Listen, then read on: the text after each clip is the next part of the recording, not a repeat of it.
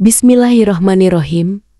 Sahabat-sahabat yang dirahmati Allah, pernahkah kita merasa bahwa salat kita hanyalah rutinitas, gerakan demi gerakan kita lakukan, bacaan demi bacaan kita ucapkan, tetapi hati kita entah berada di mana? Kadang pikiran melayang ke pekerjaan, ke urusan rumah, bahkan ke hal-hal yang tidak penting.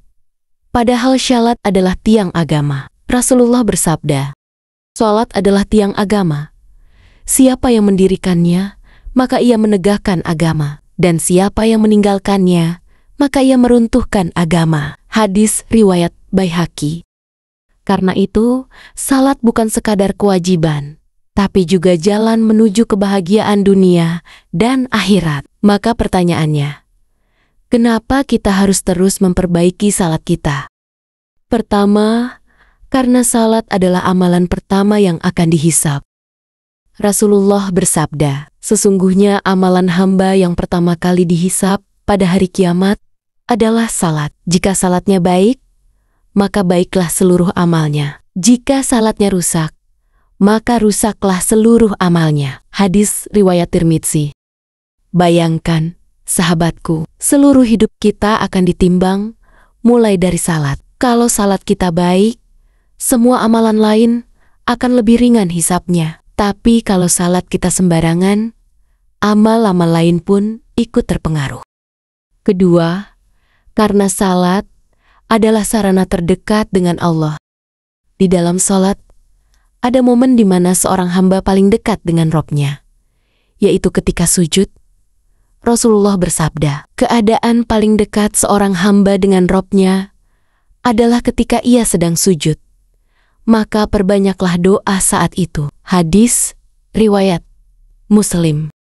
Kalau kita ingin doa-doa kita diijabah, hati kita tenang, dan hidup kita penuh keberkahan, maka perbaiki kualitas salat kita. Jangan sampai tubuh kita sujud, tetapi hati kita tidak tunduk kepada Allah. Ketiga, karena salat yang baik mencegah dari perbuatan keji dan mungkar. Allah Ta'ala berfirman dalam surah Al-Ankabut ayat 45, "Sesungguhnya salat itu mencegah dari perbuatan keji dan mungkar." Kalau salat kita masih belum mampu menahan kita dari dosa, mungkin ada yang salah dengan cara kita salat. Mungkin bacaan kita tergesa-gesa, gerakan kita tidak tumaninah, atau hati kita tidak hadir. Maka, memperbaiki salat adalah memperbaiki benteng pertahanan diri dari maksiat. Keempat, karena salat yang khusyuk memberikan ketenangan hati. Berapa banyak dari kita yang hatinya resah, pikiran kacau, hidup terasa berat. Allah memberikan obatnya dalam salat. Allah berfirman dalam surah Al-Baqarah ayat 45, "Dan mohonlah pertolongan dengan sabar dan salat, dan sesungguhnya itu sungguh berat, kecuali bagi orang-orang yang khusyuk." Orang yang khusyuk akan menemukan salat sebagai tempat pelarian dari masalah, bukan beban. Rasulullah ketika menghadapi masalah, beliau bersabda kepada Bilal, "Wahai Bilal, istirahatkan kami dengan salat." Hadis riwayat Abu Dawud. Kelima, karena kita tidak pernah tahu salat mana yang akan menjadi penyelamat.